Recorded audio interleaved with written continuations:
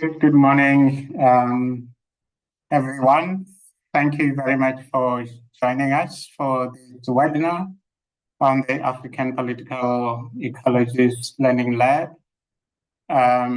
We're glad that you were able to make the time to come and join the discussion. We all learning together today about environmental thoughts.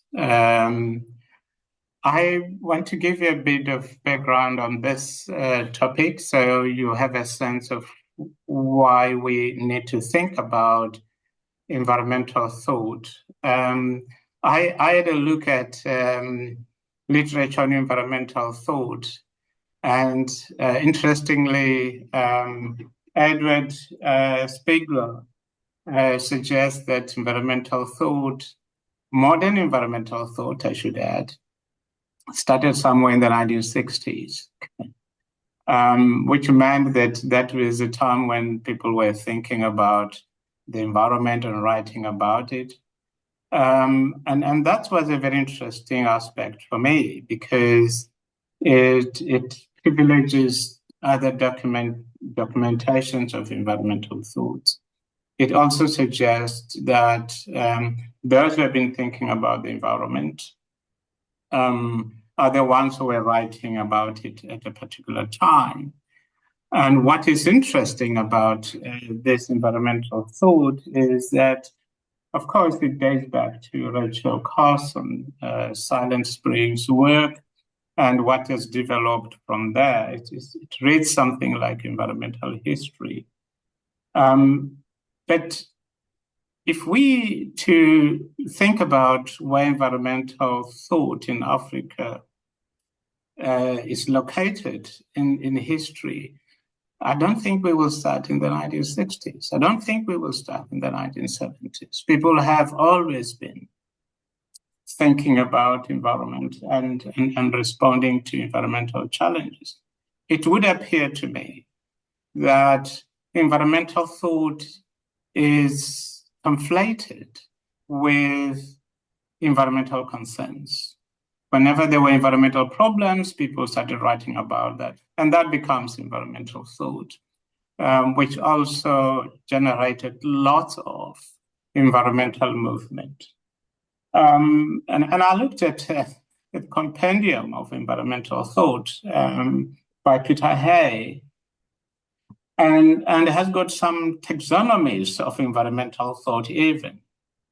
And there's nothing African about those taxonomies.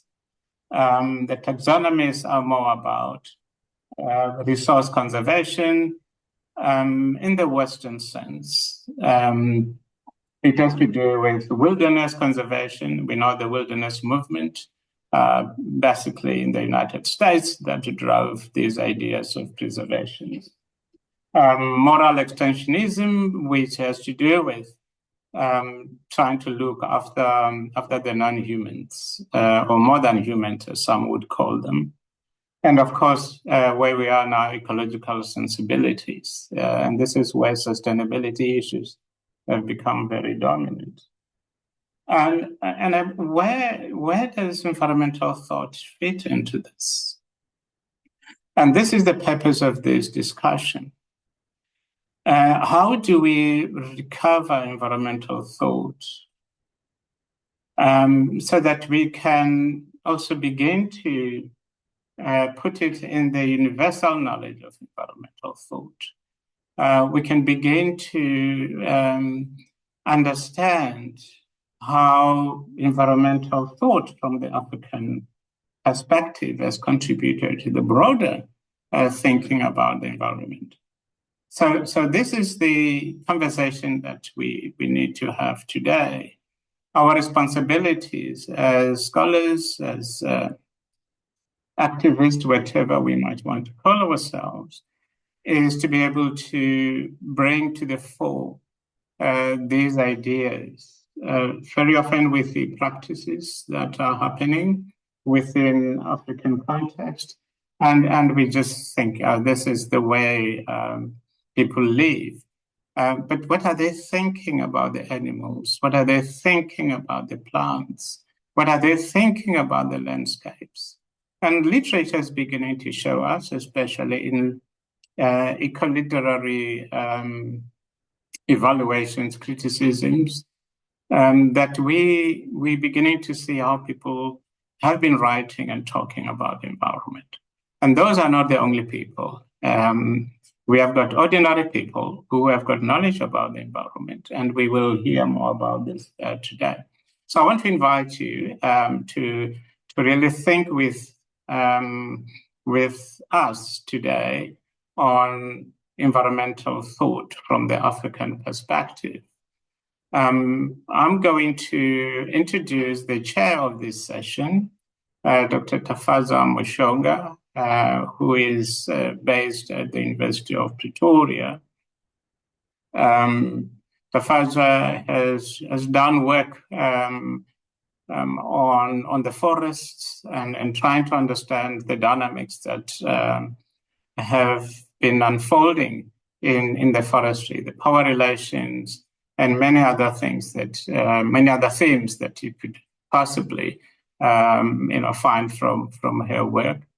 We collaborated together in the book, The Violence of Conservation in Africa, and we're still collaborating now in this conversation. So I'm very happy, Tafadzwa, that you have agreed to come and chair this session. So I will hand over to you, Tafadzwa, to chair this webinar. Thank you. Thanks, Maano, and thank you everyone who's joining us. I can see that the numbers are going up and up. We started off at 74 and now we're at 82. I hope that we will continue getting more people up to, say, around 200. I understand about 200 people subscribed, so we hope to get to that number. Thank you all for joining us from wherever you're joining us from. I'm not going to introduce myself again. I'm just going to go straight to introducing our speaker today, which is really my pleasure to introduce Dr. Anselmo Matus, who holds a PhD in anthropology from the University of Cape Town and is currently a research officer at the Environmental Humanities South Center at the University of Cape Town. So I am not really going to introduce him according to the details that you see on the poster that you use to, collect your link. And I think what I'm going to do is just going to introduce him within the context of his scholarship, which I think aligns with the questions at the heart of today's discussion.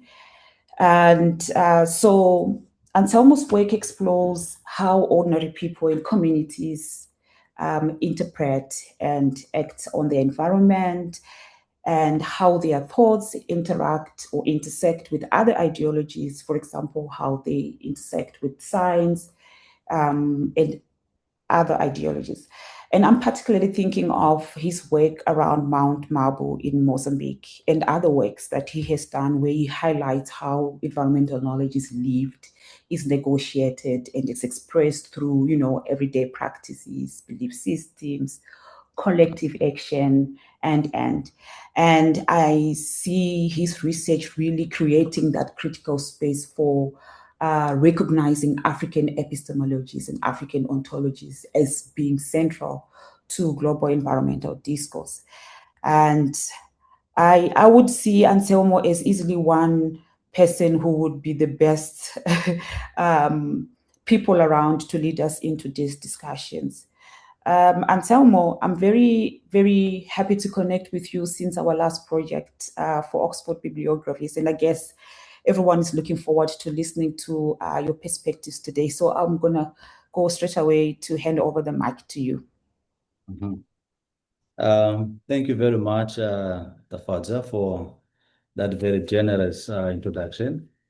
And thank you, Maano, for creating this space and initiating this very important conversation on how we can build reflections about African environmental thought at a time that is very crucial to engage with those ontologies that have been marginalized So as Tafadzwa said, I am based at University of Cape Town, Environmental Humanities South, as a research officer within the Critical Zones project.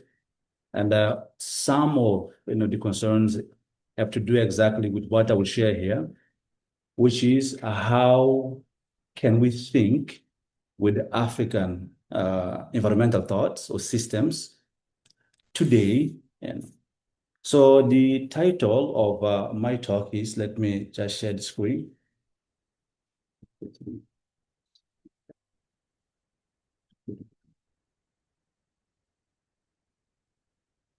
And I hope it is visible now. Tafadzwa, I only see you and Manu. You can see it. Okay, thank you.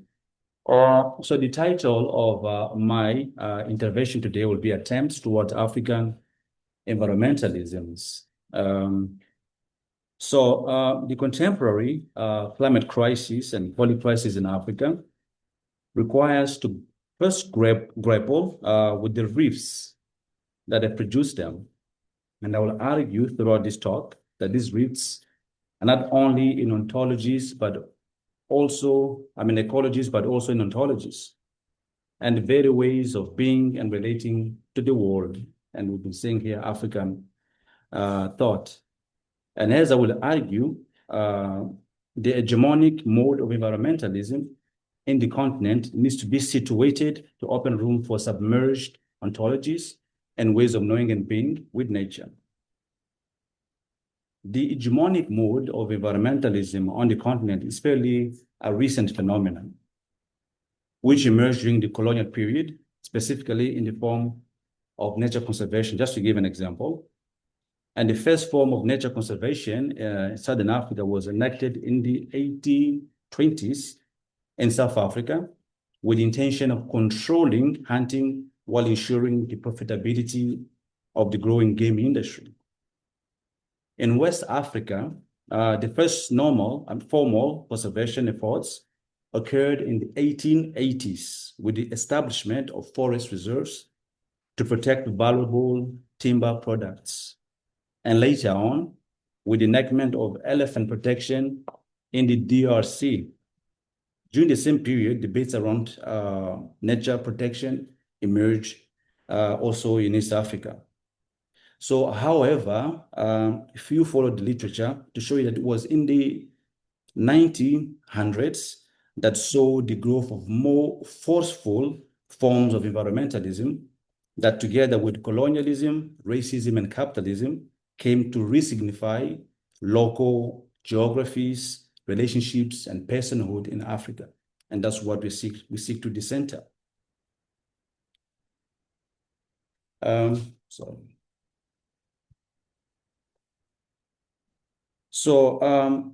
Racist and unjust land conservation laws were passed that legislated Black people out of their homes.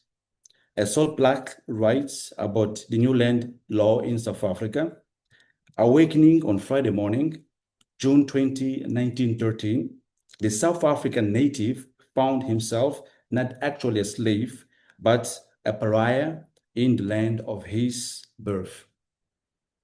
Similar laws were passed in different African countries that turned local residents who lived, foraged, hunted, healed, worshipped, produced, identified, and died with soils and other species into the figure of the poacher, a pariah, who needed paperwork to roam in their and secure their lifeways in their homelands and landscapes, and were forced to live in spaces of abandonment and engineered precarity.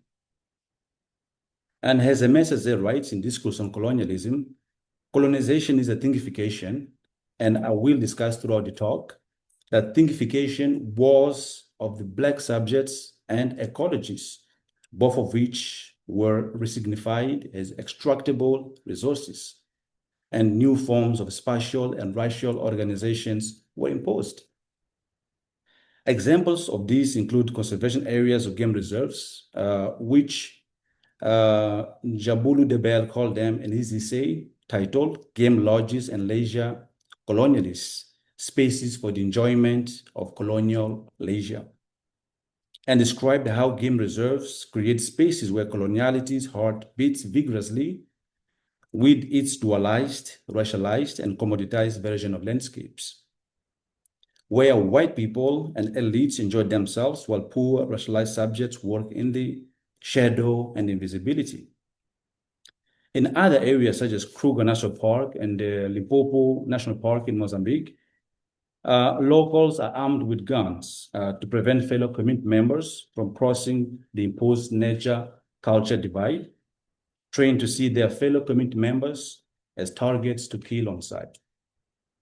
So this is the environmentalism that we inherited, and this is the environmentalism that shapes national and global discourse, often neglecting these violent histories while proposing technocratic solutions that further militarize geographies, legitimate killing of local Black people, and expropriate lands for extraction.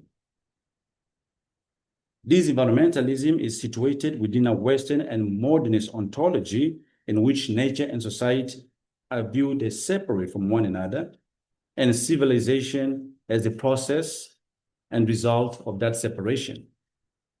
This has become a form of neoliberal global environmentalism traveling across locales where it encounters turbulences or frictions, as we have seen with the multiple different case studies on nature conservation or environmentalism in the continent.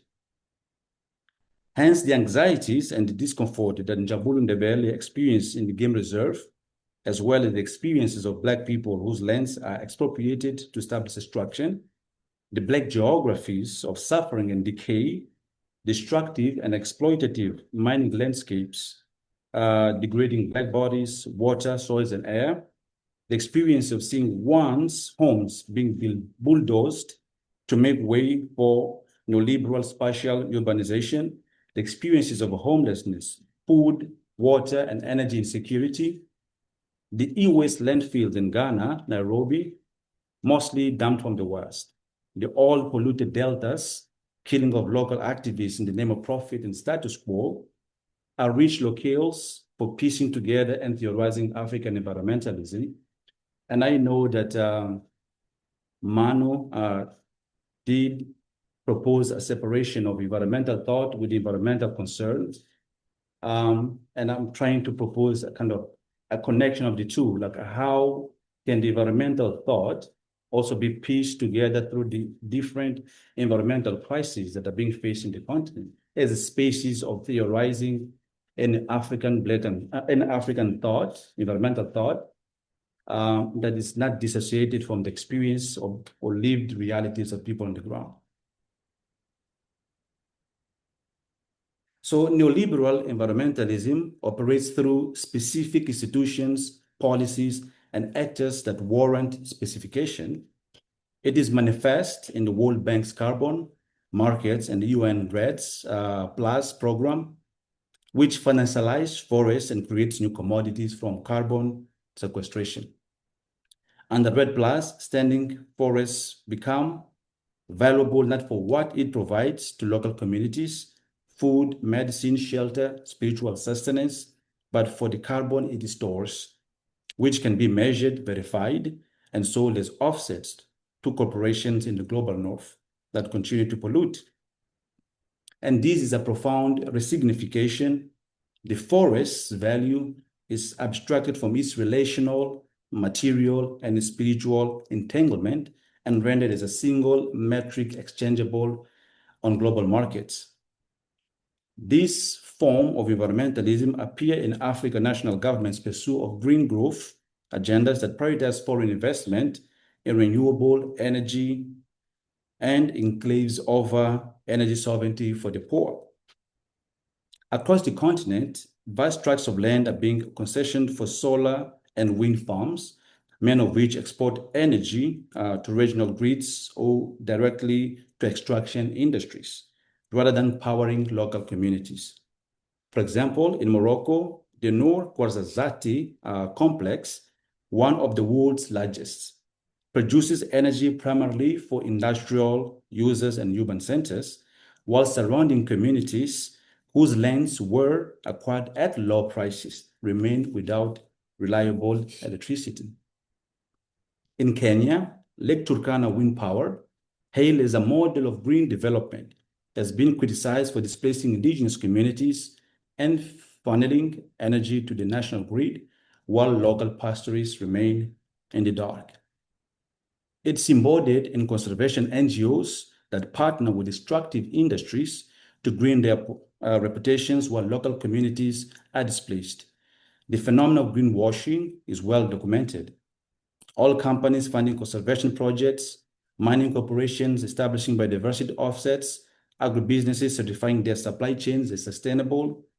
These partnerships create the appearance of environmental responsibility while extraction continues apace, and in most cases, like Mozambique, my home country, with little financial benefit to the host countries. In Uganda, all companies operating in the Albertan Graben, one of Africa's most biodiverse regions, have funded conservation initiatives as they drill sensitive ecosystems. In Tanzania, the relocation of Maasai communities from Ngorongoro Conservation Area to make way for tourism and trophy hunting proceed with support from international conservation organizations that frame the displacement as necessary for wildlife protection. This form of environmentalism is reproduced by a class of elites who benefit from these arrangements, serving as intermediaries for carbon finance, conservation concessions, and green infrastructure projects that deepen rather than disrupt extractive logics. And these elites, in the form of government ministers, consultants, NGO executives, navigate circuits of global environmental finance, channeling funds towards projects that meet donor priorities while often failing to address local needs. They are not passive victims of neoliberal imposition, but active participants in a system that rewards certain forms of environmentalism, measurable, financeable, scalable, while marginalizing other forms. And this is not abstract force, but a concrete political economy, one whose beneficiaries and victims can be named. The critique of neoliberal environmentalism is not a critique of environmental thought or the environmental concerns that undergirds it, but a specific mode of organizing that concern, one that reduces complex ecologies to single metrics, that prioritizes exchange value over use value, that empowers external actors over local communities, and reproduces rather than challenges colonial patterns of extraction and dispossession. And hence a call for the need to theorize environmentalism based on African experiences and histories.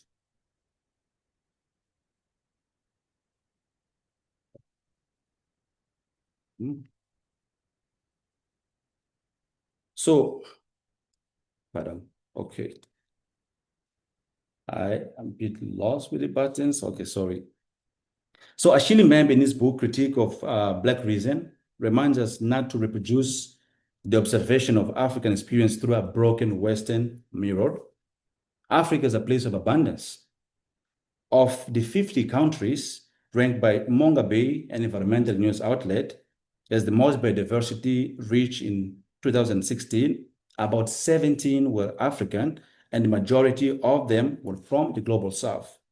And most of these lands are home to many indigenous communities. And according to the International Panel for the Biodiversity Ecosystem Services report published in 2019, the nature of local communities was declining less than in other lands managed by private entities and the state. So what this means is that African experiences, as Maano was saying, with multi-species are also important sites of producing environmental knowledges amid growing extractive projects, including nature conservation. So in this talk, I seek to piece together the environmentalism, the African environmentalisms, to propose a resituating of neoliberal environmentalism and the solution pathways it creates, grounded in neoliberal injustice and technocracy, Two, also underscore the environmentalisms of connection, relations, and fluxes. As I will later argue based on my previous research, and these books are results of that, in the neoliberal environmental ontology, the human or anthropos problem is fixed with separation or by enforcing a divide between human and nature. However, when attending to local communities' experiences and claims, belonging, kinship, sacredness, and habitability emerge as forms of world and environment building. And these forms of relational environmental engagements are not features reserved for African, Latin America, or Asian, Australian indigenous communities, but of all humans, understood as humans, beings of the soil. We were once indigenous, all of us. The neoliberal framing of nature has reconstructed humanity through technology, science, and capital, separating humans from nature, from what Eduardo Rivera de Castro and Deborah Danowski calls terrans, that are beings of the earth or beings connected to earth, to man, this modernist, dualized and separated understanding of being a human being. However, as Jason Moore states in his book, Capitalism and the Web of Life, capitalism both builds and reconfigures nature, shaping it even as is part of it. So this means that no human activity occurs outside of nature. It is itself a nature-building process with the potential to affect living and dying conditions of multi-species across locales and times. This capitalism in the web of life, naturescapes, have turned African landscapes and bodies into archives of destruction and violence since the colonial period. Such archives in the forms of scars, missing limbs, traumas, sediments, ruins, soul degradation, alienation, and others are the afterlives of the empire and shape today's lives and deaths on the continent. Studies have done an amazing job of producing evidence of these instances of violence across scales and locales, which also seed hope for regeneration, reconnection, and healing amid suffering. Messager provides vivid depiction of life amid ruination in the city of Fort-de-France, South Africa, but it helps you think about African diasporas and experiences of suffering or Black geographies as connected in terms of situating and localizing global environmentalism and the violence that it enacts. Messager provides vivid depiction of life amid ruination in the city of Fort-de-France in Martinique in his notebook of A Return to the Native Land, when he writes, "At the end of daybreak, this inert town and its beyond of lepers, of consumption, of famines, of fears, crouch in the ravines, fears perch in the trees, fears dug in the ground, fears adrift in the sky, of piled up fears and their funerals of anguish.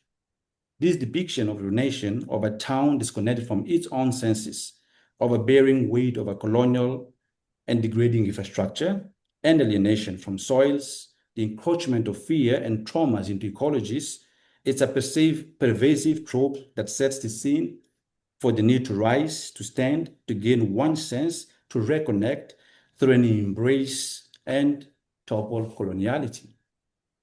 He writes still, bind me without remorses, bind me with your vast arms of luminous clay, bind me, my black vibration, to the very navel of the world, bind me, bind bitter brotherhood, then strangle me with your lasso stars, rise, dove, rise, rise.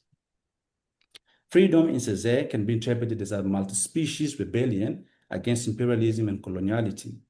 It is a call to attend to the layered, interconnected traumas archived in bodies, landscapes, and species.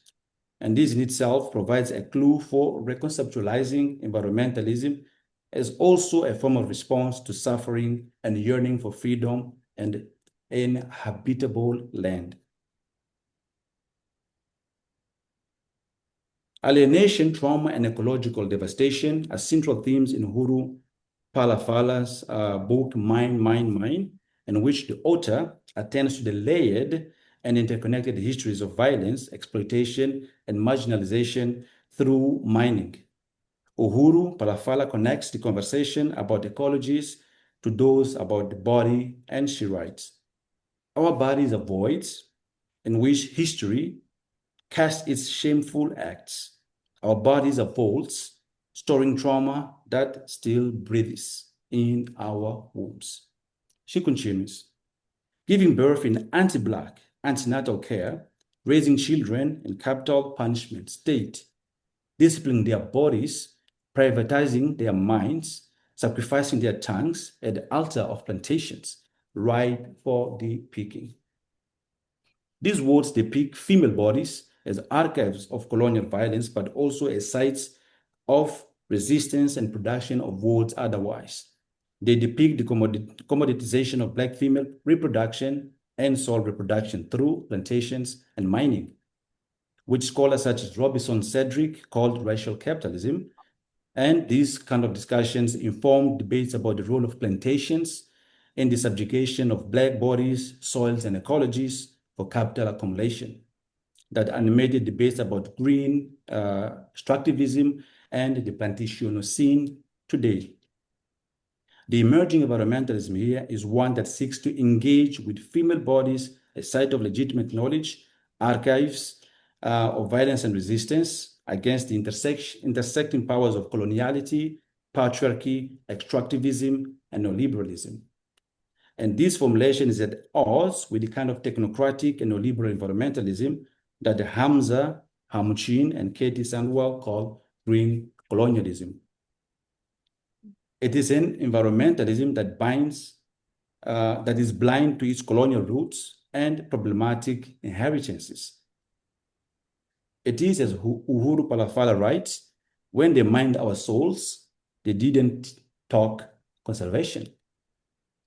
So the common thread with the emerging debates around African environmentalism here is that the top-down, technocratic, and financialized form of environmentalism reproduces coloniality, regurgitates traumas, and thinkifies Black female and male bodies, for example, in the shape of the poacher, who is devoid of humanity and becomes a target to shoot on sight, or a park ranger who becomes an infrastructure of oppression and division, or homes and graveyards that are bulldozed and removed to make way for wind farms, conservation areas, or community lands that are resignified as terra nullius, hence open for extraction, or women who are marginalized from economic sectors and forced to become prostitutes or bearers and carers of cheap, disposable labor, or migrate to urban areas or abroad. The legibility of soils, ecologies, and relations follow the geography that holds landscapes still and classifies them as either extractable or non-extractable. But we also have environmentalisms of liberation. Leading African environmental figures have called for environmentalism grounded in African experiences, but open to other modes of knowledge. In the works of Wangari Maathai and Amilcar Cabral, the liberation of Africans is framed as being closely linked to the liberation of their soils. Amilcar Cabral repeatedly wrote in his dissertation on soil studies in Alentejo, Portugal, that to defend the soil is to defend the human, which is an axiom that underscores the necessary connection between soil conservation and human conservation. He also wrote a newsletter titled "Understanding the Problem of Soil Erosion in Guinea," in which he talks about soil degradation in the country due to the imposition of private property and intensive exploitation of land for capital accumulation, with little to no attention to the needs of soil regeneration and its temporalities. Cabral writes, "For colonial countries, the problem takes on its own characteristics, and its solution becomes increasingly difficult given the economic constraints of colonial agriculture. Ignorant crops exploited by the indigenous people for the immediate sustenance of the family group were progressively replaced by industrial crops for export. The ill-considered introduction of cultural processes created in agroclimatic conditions very different from those on the tropics aggravated soil degradation. He describes how soils were used by local people based on a fallow agriculture system which enabled soils to regenerate in their own time. However, with increased cultivation of commercial monocrops, the imposition of fixed territoriality through private property, and the use of agrochemicals, soils have become increasingly degraded. Later in his writings, Cabral's analysis integrated agronomy and anti-colonial, anti-capitalist politics. For him, soil was not a resource separate from the struggle for liberation. It was the very ground on which that struggle would be won or lost. The degradation of African soil was not just a technical problem, but also a political problem rooted in colonial property relations, forced labor, and extraction. Another leading figure in African environmental thought is Wangari Maathai, who also worked intensively on soil regeneration in rural Kenya, where she found that women were marginalized from economic systems. Seeking to advance women's empowerment and soil regeneration, Maathai initiated the Green Belt movement, which enabled women to apply their ancestral knowledge alongside scientific methods to build local economies and ecologies. The result was the birth of what she called foresters without diplomas, who resorted to their ancestral knowledge of seeds, soils, and trees amid failures of scientific forestry to engage with them in a liberating pedagogy. Both Wangari Maathai and Amilcar Cabral saw transdisciplinarity as the integration of modern science and the knowledge archived in black bodies as tools for liberating both soils and the people. And these interventions stemmed from a space of rupture, life amid modernist ruination, trauma, and abandonment, but they all proposed reconnection, the reestablishment of relationships, and a collective embrace towards habitability, not as a process of finding a refuge in a romanticized indigenous past, but of active construction of human-nature relationships. As Cabral writes, individual modern-day laissez-faire is incompatible with the effective defense of the land. The Green Belt movement offers a powerful model of what African environmentalism can look like in practice. It begins from the material realities of rural women, their dependence on firewood, their knowledge of local tree species, and their exclusion from formal credit and extension services. It then creates structures such as nurseries, training programs, and small stipends that enable women to act on that knowledge, planting trees and restore soils, provide energy, and generate income. The movement has planted over 50 million trees across Kenya, but its significance extends beyond ecology. It is political as well. It has empowered women to challenge deforestation, land grabbing, and authoritarian rule. It is epistemological in that it validated forms of knowledge, women's knowledge, local knowledge, and embodied knowledge that conventional forestry dismisses. It is ontological. It has enacted a different relationship between humans and trees, one based not on extraction or preservation as separation, but on mutual flourishing. So how do these forms of African environmentalism connect with landscapes where devastation, while imminent, even in the form of nature conservation, is not complete? And here is where I get back to my own case study on Mount Mabo. African knowledge systems are rich in histories of human-nature connections, as both Maathai and Cabral showcased.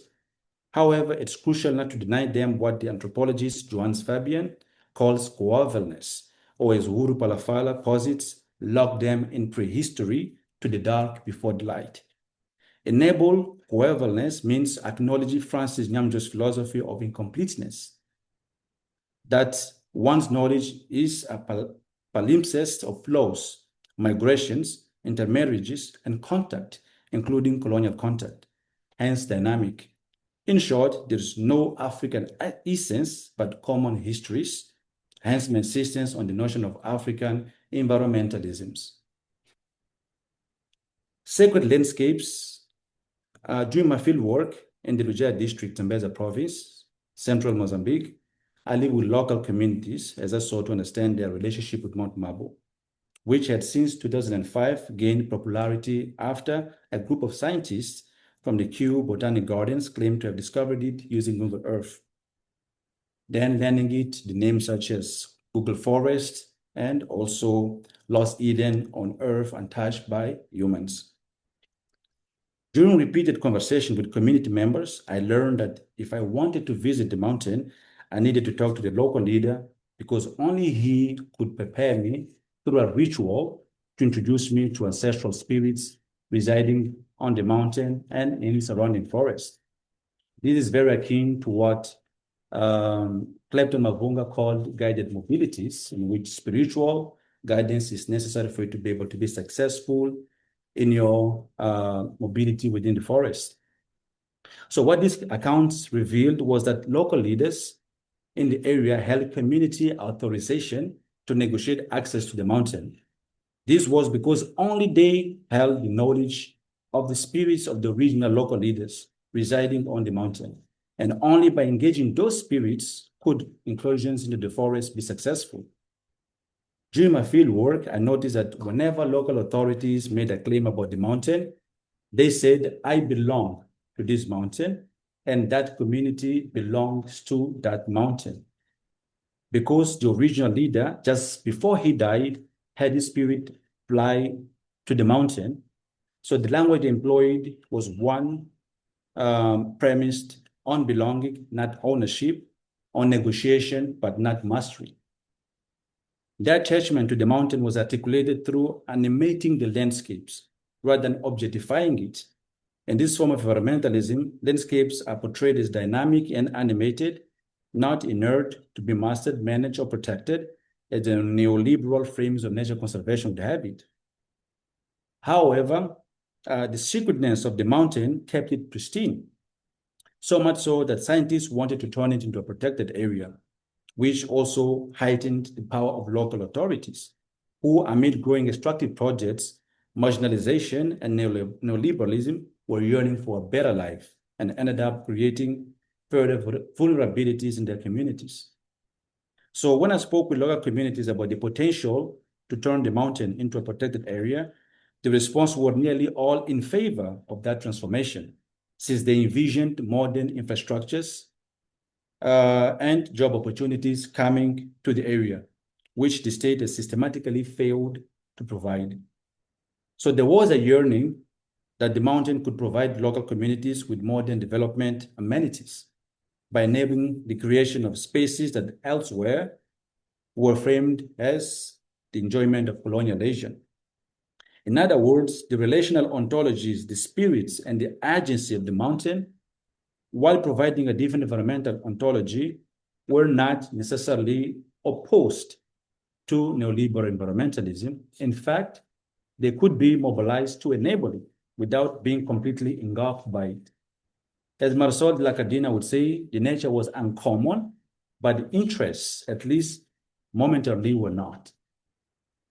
It is, however, important to bear in mind that the articulation of belonging, while providing a distinct way of framing relationships to landscapes, is strongly linked to the idea of autonomy, which provides yet in the local language the figure of the deviant or a newcomer, and newcomers are people who, while residing in an area, they are not considered as being as belonging to that area, and because of that, they face marginalization.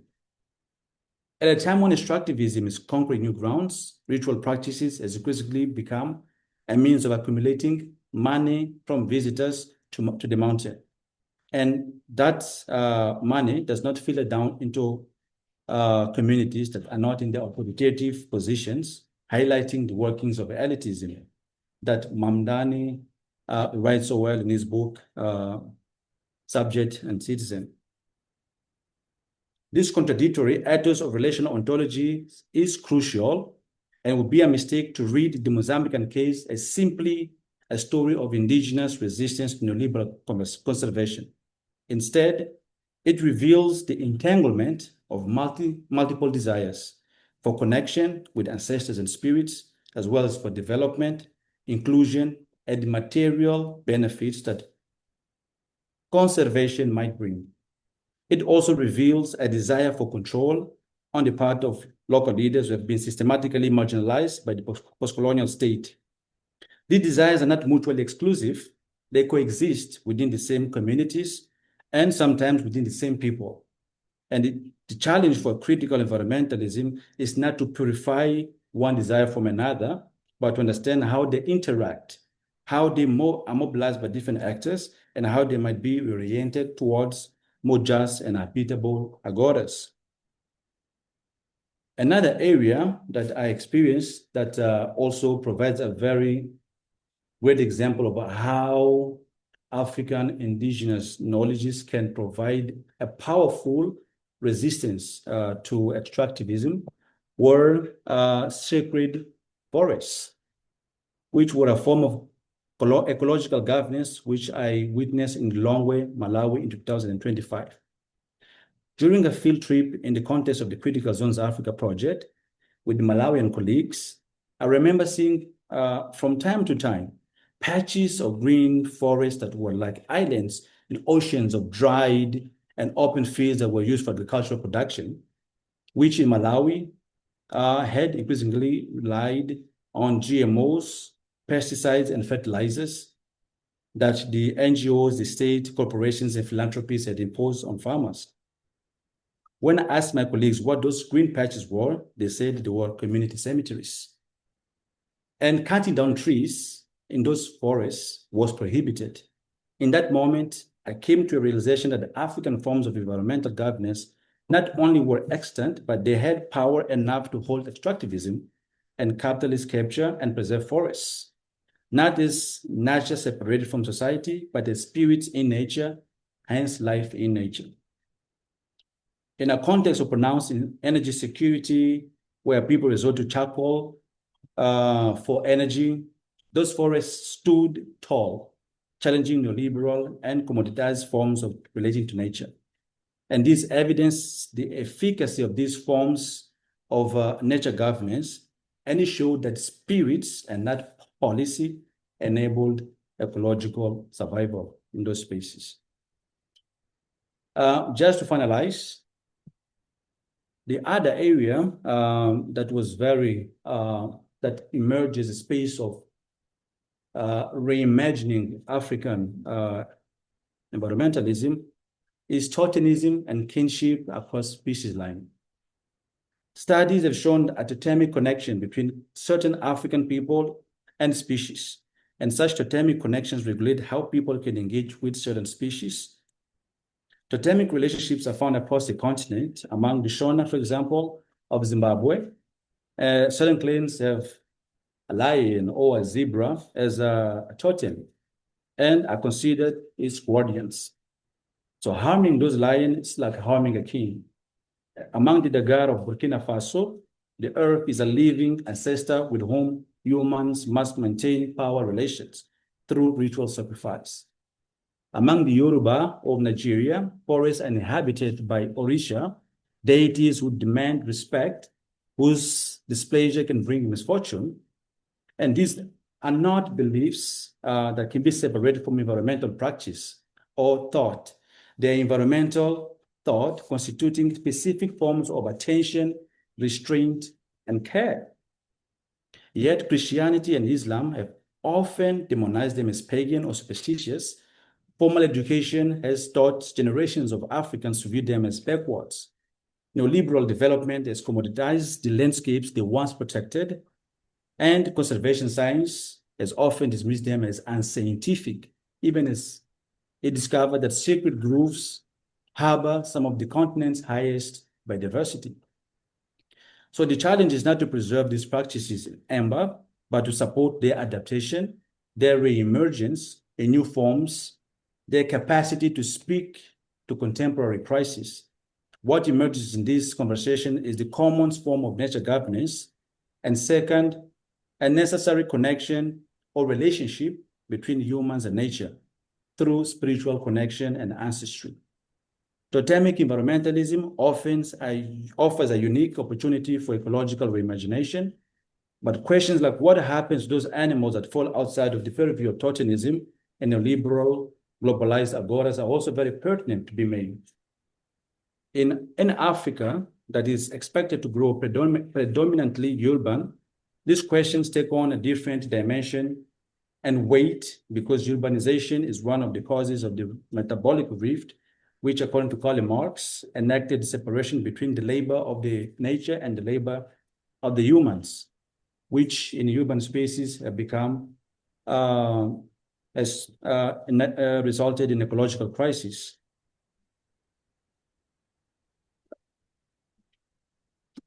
So, resulting in polluted cities and landscapes. My apologies. So what I'm proposing here is that, as Manu was proposing, we do need to piece together African environmentalism. And this piecing together of African environmentalism is not a process of returning to indigenous knowledge or returning to a past, but is a process of collaborating with those knowledge systems, a process of constructing new forms of environmental action and movement that makes alliances with the different struggles happening across different locales. And one of those locales are urban spaces. And I don't know how I'm doing with time, Tafadzwa. You have a minute. I have a minute, okay. Please, I have a minute, then I will just, I wanted to share conversations about the need also to piece together African environmentalism based on the idea that urban spaces are also spaces that require a rethinking about how we can think about urban infrastructure, how we can think about how we relate to the fluxes and flows of nature, and in collaboration with the movements that are happening on the ground, seeking to seed hope for habitability that have been also very marginalized in neoliberal framings of urban space and infrastructure as well. So for the sake of time, I will stop there and thank you very much. Thank you so much. Thank you for that rich and I would say very insightful presentation, Anselmo. We have just about 33 minutes for discussion, which is quite short. So this is the time that we are going to invite questions so that we can further unpack, explore African environmental thought. And so you are free to drop your questions in the Q&A, or if you prefer to ask your question directly, just raise your hand and the team behind the scenes will unmute your mic and you can ask the questions. So as you think of your questions, I am going to go ahead and ask the first questions just to give you some room, to put your questions together.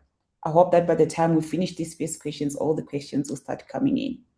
So Anselmo, as I was listening to your presentation, you referencing Wangari Maathai, Uhuru Falafala, I couldn't help but also think of Kajitan Iheka's work on naturalizing Africa. I'm sure you are aware of Kajitan Iheka's work.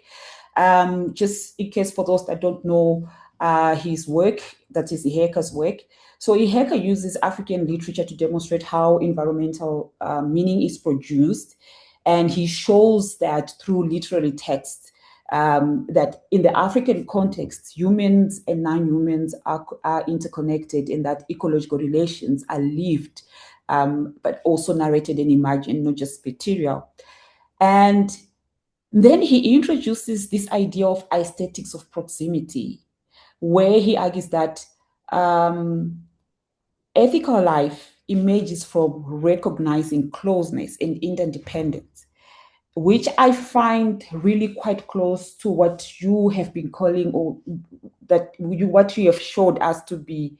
I think you called it environmentalisms of connection, if I'm correct.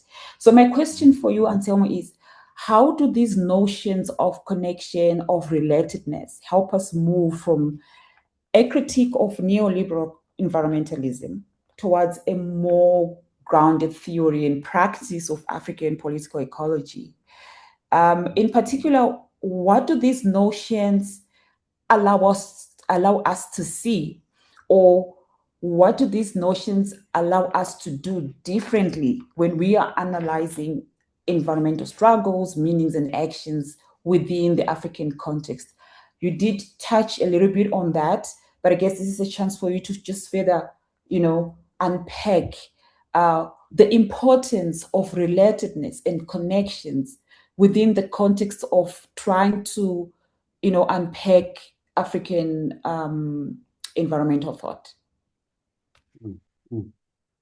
Okay, thank you very much, Tafadzwa, for that question. I have a photo that I usually show my students, or when I'm making a presentation. I was not able to include in this presentation, unfortunately. And what that photo shows is there's a can, and then inside of the can there's like an orange, and then some kind of like preparations, like spiritual preparations that local communities or local people make in in Lujila district where I did my field work, and they put them under an orange tree. So you have like a blooming orange tree with very, like beautiful oranges, and underneath it you find that thing. And I remember I was walking with the resident, and then in one of the moments he pointed at that object, and he asked me, "So what do you see?" And of course, not being aware or not being of that ontology in which he's part of, I started to identify what I could see, which was an orange, as I was explaining to you. But then he went on and he told me, no, that's not what that is. That is a sign, that informs people that if you steal this orange, you will be punished spiritually. You will be punished. So that was a whole communication that was going, that unaware of it. Of course, I could not have deciphered that. So it'd be the same thing as if I show you on a plate, and I will kind of like expound this like later on. If I show you a plate with eggs, with a sausage and a bread, you will not go to, well, that's a sausage, that's like an egg, that's a bread. You'll be like, that looks like a breakfast, looks like a meal, right? So it's exactly the seeing of things in relation, seeing of things already in connection, has a way of thinking that provides opportunities for us to kind of loosen up this neoliberal and commoditized forms of, like framing environmentalisms, framing how we view forests, framing how we view mountains or rivers, has already relational. So the relation is the starting point to kind of think about what environmentalism means. Relations is the starting point to start to think about moral, to start to think about ethical connections with those landscapes.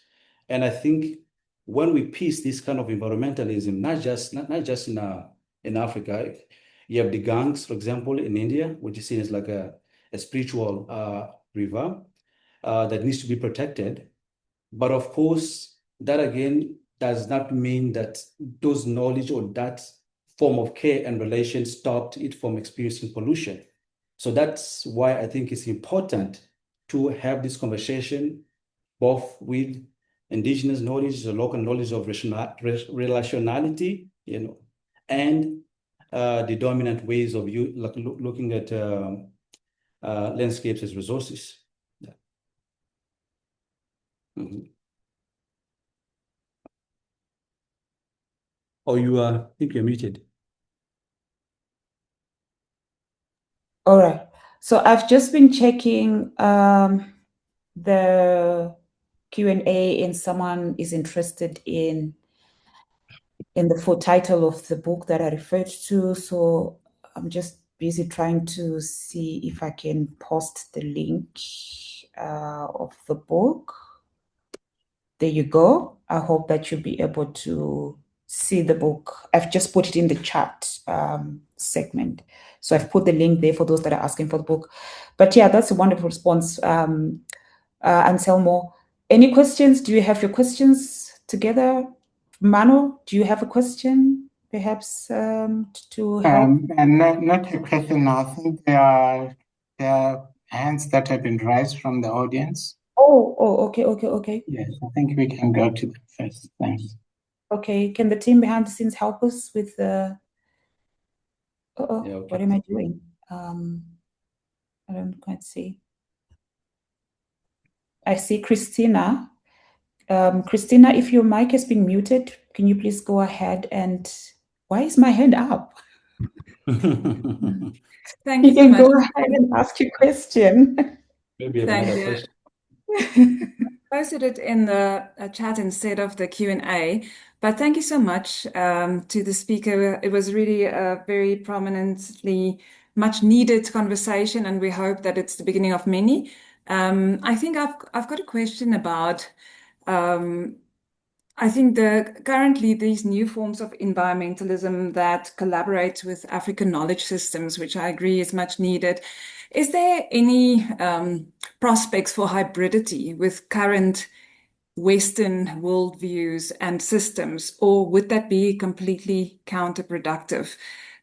We often see in the literature people wanting to merge these different ways of thinking and doing, and we also acknowledge that there is also hybrid thinking, and even within African world views adopted from current systems, but then also an underplay of the value and the prominence of African value systems, which we don't want to lose. So can we hybridize these? Are there ways forward, or would that be counterproductive? And then a second question I have is, I think this whole idea of reverence and totems is certainly a very powerful way of looking at other relational positionalities between humans and non-humans. But what about the taboos that also exist? Are there ways of also mobilizing that towards environmentalism? How do we deal with the taboos that are still very prominent, I think, also in African worldviews? Should we deal with that? How do we see that? How do we see that from an environmentalist perspective? Thank you.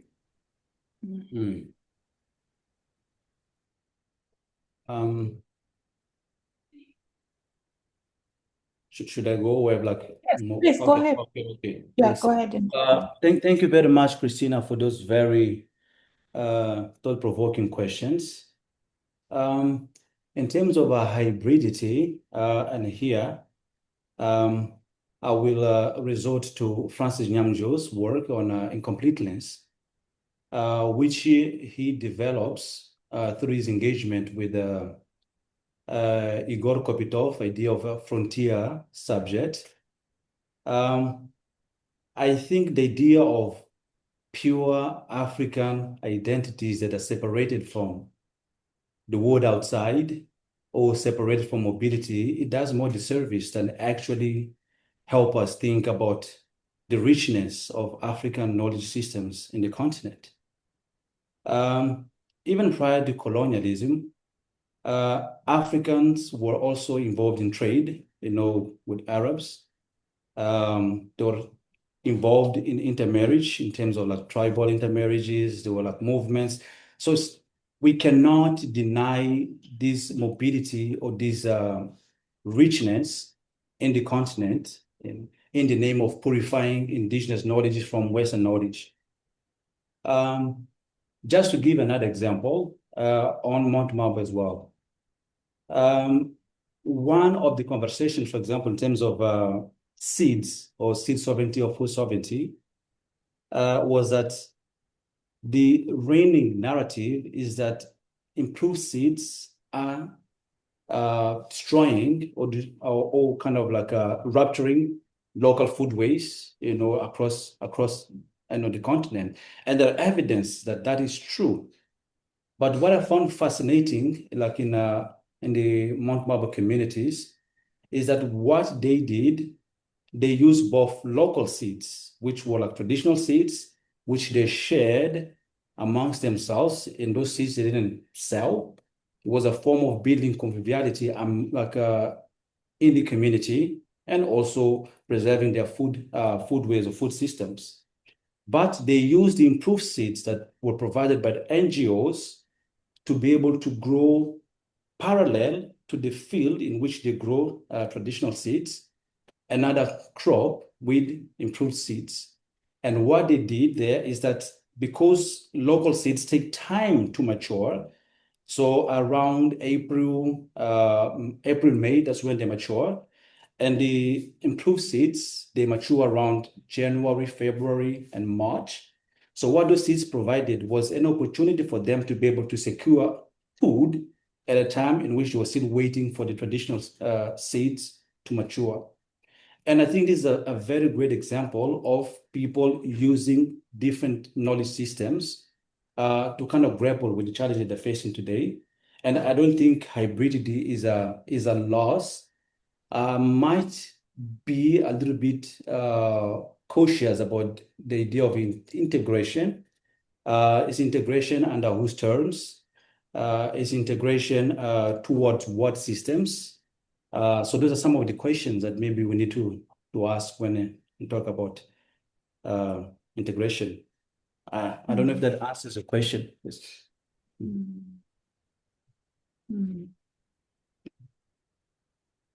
I see a comment and questions in the chat, so I'm just going to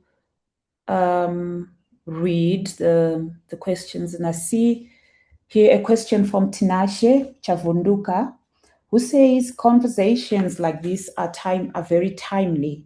Internationalism at a global level seems to be falling apart. We see the impact of geopolitics on the UN system, whether to now with opaque carbon credits market.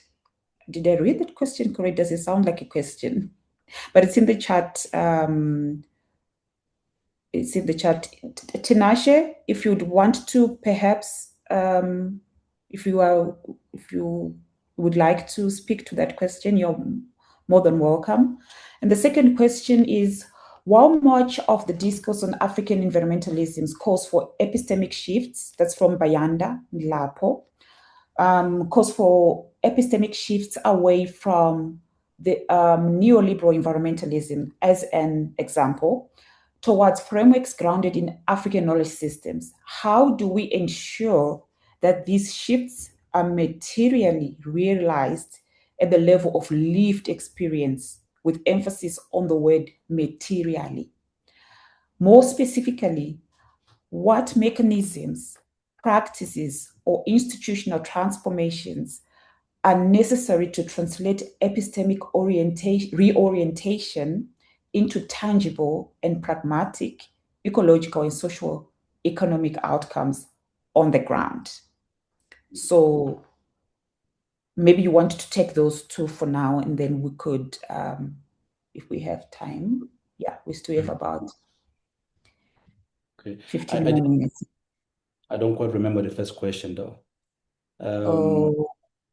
It says, we see the impact of geopolitics on the UN system, whether to know or to now, I don't know if that's a typo, with opaque carbon credits markets. I don't know if there's a question or comment, but if you don't quite understand it, maybe just move to the next one by Bayanda.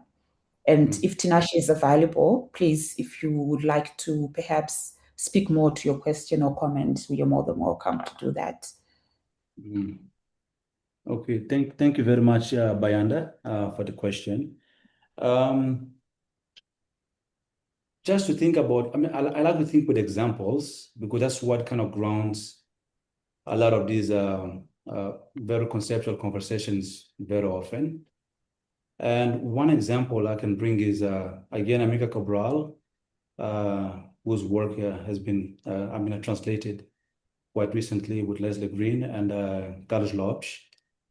One of the fascinating things that he did when he returned to to Africa after his studies in Portugal, he lived for 2 years, with local communities across different areas in Guinea-Bissau.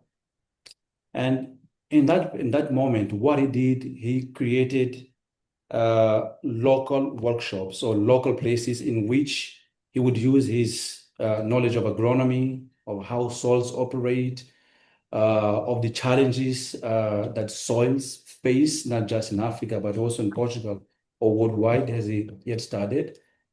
And he did that in integration, in connection with the local communities in the rural village that he visited. So what he did was he created kind of like experimental schools in which different knowledge system would be tested on the ground to see what actually works and what doesn't work. And I think we have a lot of examples like those ones. We have communities in rural areas who are doing agroforestry based on their indigenous knowledges. We have people in urban areas that are being encroached by urban development and infrastructure development, and yet are protecting soils and aquifers underneath it to be able to grow food, to provide a different kind of understanding what it is to be in a city that is just beyond buildings, infrastructures, and they view soils as also a form of urban infrastructure that also needs to be considered. So I have many examples of like those ones that it's not like we need to invent them. They're there. So what we need to do is to work through those different examples that are happening across different parts in the continent. Yeah. Yeah.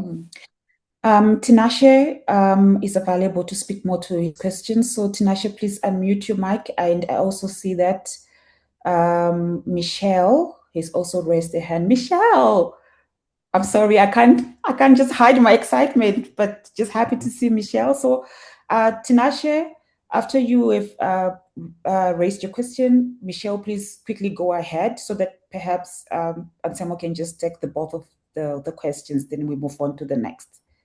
So Tinashe, please go ahead. Thanks, Tafadzwa. I hope I am audible enough. Yes, you are. Thank you so much. So okay, the question was, I was looking at a situation where things are not looking all right, as we all know about the UN systems, the wars that are going on and all that.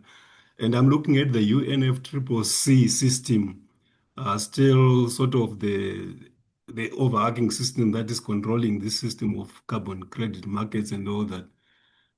My concern now is, that's why I said this conversation is very timely to say, are we still really compelled to look at it as the only way that we can benefit as Africans from the resources that we see in many countries as it was presented? Are we really obliged to continue really sort of looking at that system as a way that controls the way we deal with our resources? And then the other maybe question that I want to just throw in this conversation also is there's a lot of natural regeneration that is happening where I grew up in Kutu district in Zimbabwe, where we grew up planting and cultivating and all that. But there's been a lot of rural to urban migration, and only very elderly people are living in the village. They're just still around where they live. And there's a lot of natural regeneration happening in the fields that we use to plant. And there is a lot of carbon sequestration that is happening naturally, and nobody is benefiting from that. Thank you. I stop at that. Okay. Michelle, are you ready with your question?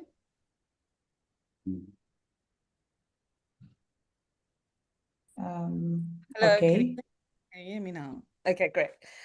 Hello, everyone, and nice to see our sort of previous environmental humanities group, Tafadzwa and Alsamo.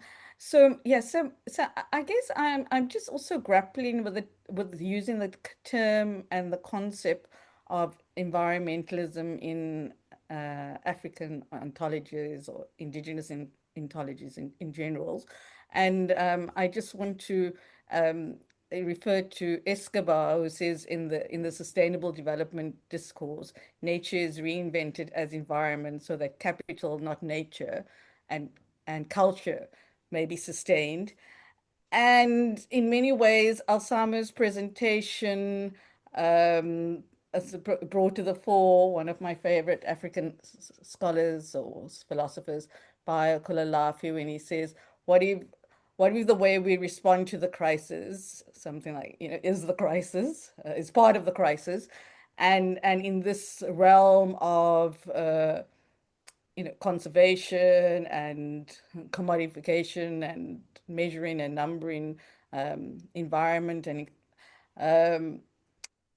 many scholars and academics and even environmentalists are saying that we need these monetarized systems so we can conserve the environment. And in fact, it's, as Osama pointed out, all the contradictions.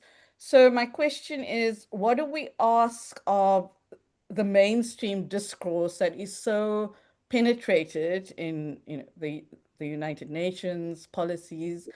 What are they going to have to give up or change? Because I feel that a lot of the conversation is what the otherwise is having to do, but yet the mainstream system seems to be rife and continues. So thanks. Yeah. Okay. So 2 or 3 questions for you, Anselmo. Please try to be. I know that we want you to, further unpack, but I'm looking at the time and I still have a couple more questions. So can you just briefly try and respond to them? Then we can move to what I would perhaps call the last 3 questions after that. Yeah. Yo, thank you very much, Tinashe and Michelle, for this question. I think somehow they are connected, as mostly as pertaining to how we deal with international, geopolitics and landscape, and how framing of environmentalism in those spaces somehow kind of obscures or challenges us to kind of think alternatives of conceptualizing environmentalism.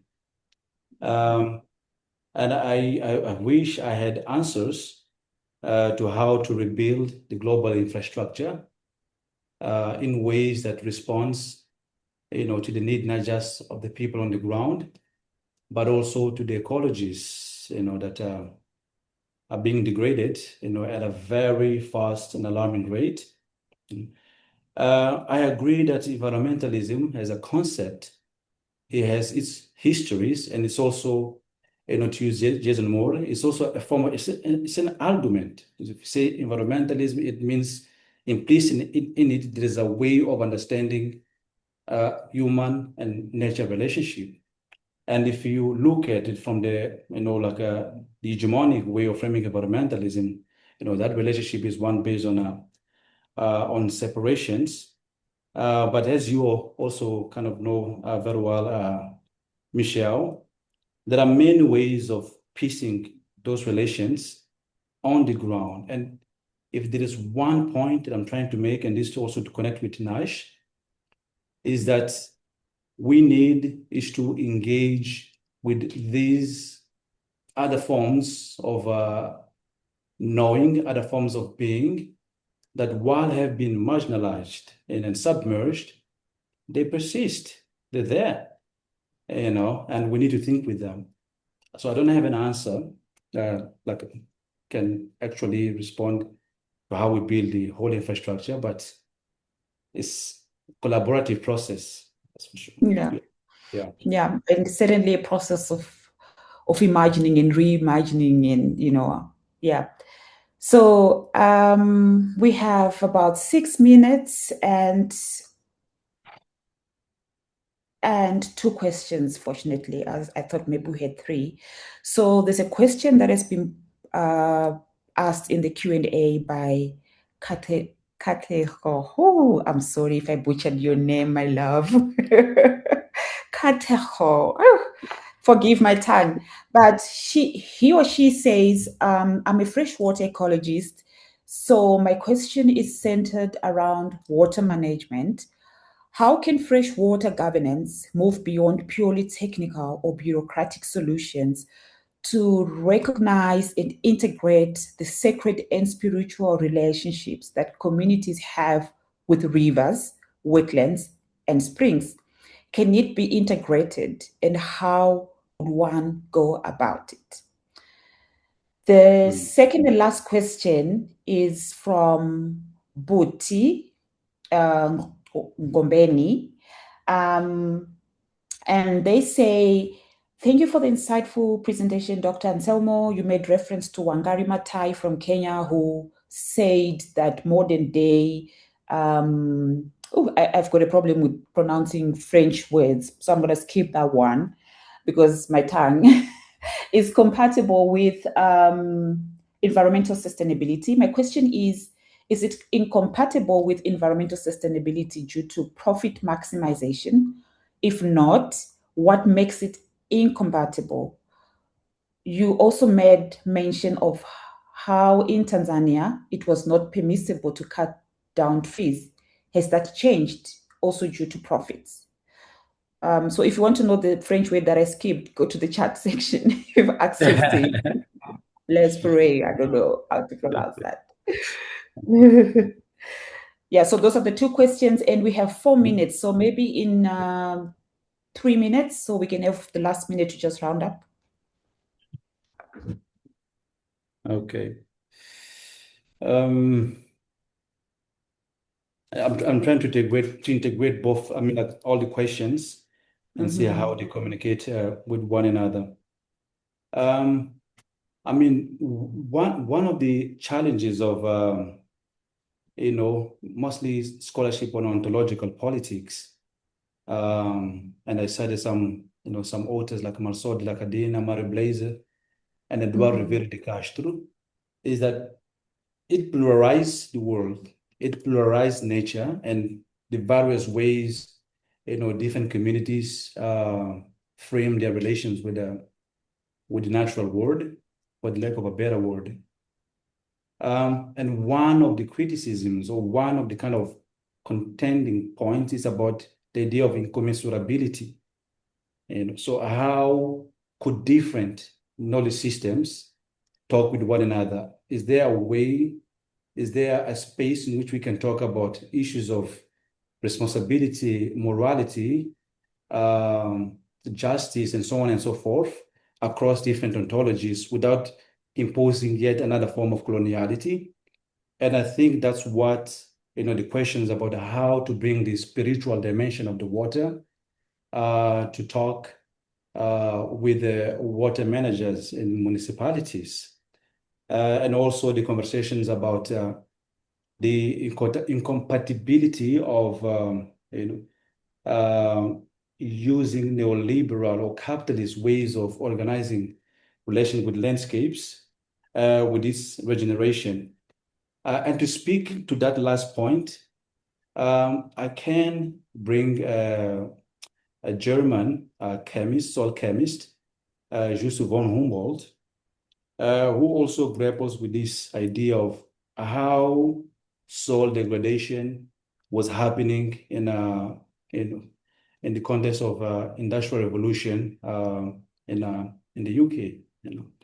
And what he found in these studies was that because many agriculturalists that were farming the soil were very much concerned only with profit, with generating income, they did not give much focus on what was happening underneath the soils. They did not give focus to the worms that live in the soil, to the different microorganisms and bacteria that makes up the ecologies of the soil that are also part of the productive process, that are being killed, that were being killed by increased, production and synthetic fertilizer that was being used, at the time. And this is the idea that, later on, Karl Marx used to talk about the metabolic rift. So the point that it's not Wangari Maathai was making, but Amilcar Cabral was making, it was the same, that private ownership of land was more concerned with maximizing profit, while also reducing costs. And this is how agricultural, like commercial agriculture systems work, how to get the most as you can from your soil with as little as you can, so that you can get a much profit. And that logic is not in the same kind of temporality, it's not in the same kind of concern or soul care, concern in terms of how you work with the rhythms of the soil, with the rhythms of regeneration, with the rhythms of the different fluxes that constitutes ecology. And I think that's where the idea of laissez-faire that Cabral was talking about is very incompatible. Yes? It Yeah, sounds the word.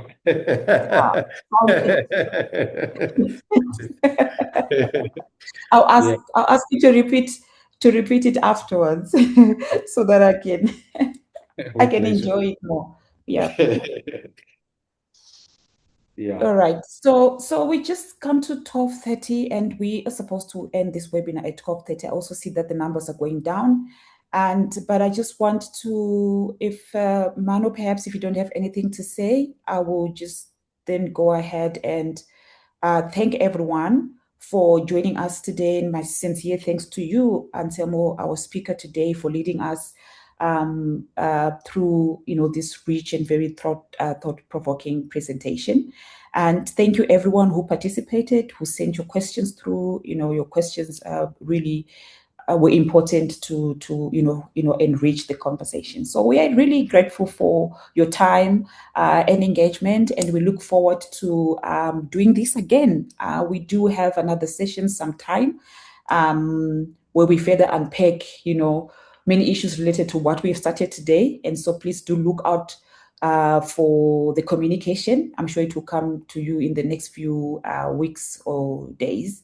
But otherwise, this has been great. And thank you so much for being with us today and being part of the conversation. Thank you for having me. Unfortunately, this is a webinar, so I cannot invite you for any drinks or food. You have to try, you have to fend for yourself. But we are very generous people. Had it being in person, we're obviously going to treat you to something very good for your tummies. But unfortunately, we just have to end it here. Yeah. That's okay for now. That's okay for now. Okay, thank you. Thank you very much. Okay.